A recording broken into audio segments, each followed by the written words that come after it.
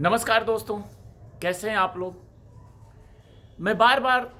सुशांत सिंह राजपूत के बारे में सोचता हूं और उनके बारे में बहुत कुछ बातें कहता भी हूं।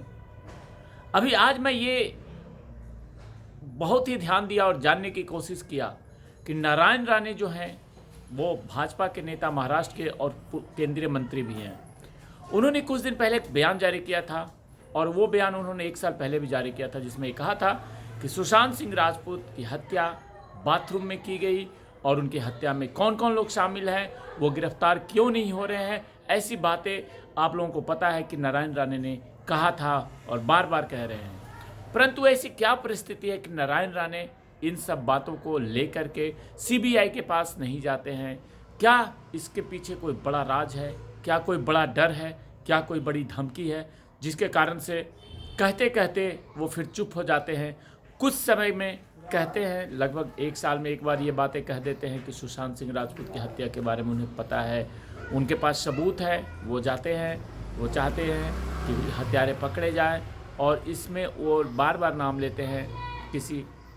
महाराष्ट्र के राजनेताओं का। लेकिन ठोस जो एक स्टेप इस मामले में लेना चाहिए, क्योंकि कोई भी एक जेन्युइन व्यक्ति इसलिए कि वो अभी केंद्रीय मंत्री हैं और केंद्रीय मंत्री अगर इस तरीके की बातें करे तो कहीं ना कहीं उसकी बातों में सच्चाई है, उसकी बातों में दम है, उसकी बातों में पावर है, तभी तो वो ऐसी बातें कह रहे हैं। क्योंकि देखिए, आम आदमी कुछ भी कह सकता है, लेकिन एक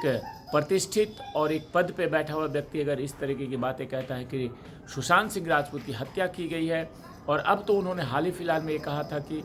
बाथरूम में हत्या की गई है, और पहले उन्होंने कहा था कि एक महाराष्ट्र के एक बड़े नेता उन्होंने नाम लिया था और अब फिर एक बार फिर से नाम लिया। लेकिन इतना कुछ सामने आने के बावजूद भी सीबीआई के तरफ से कुछ भी ऐसी बातें नहीं होती है, क्योंकि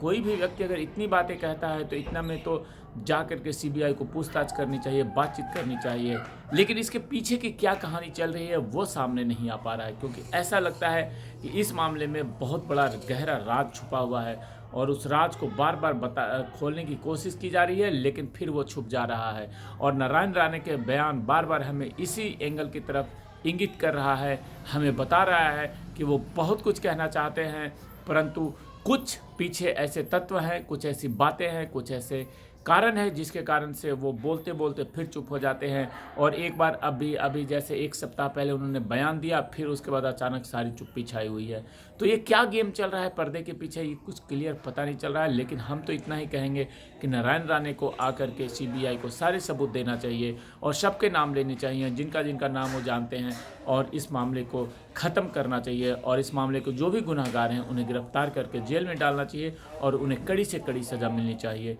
जय हिंद, जय भारत।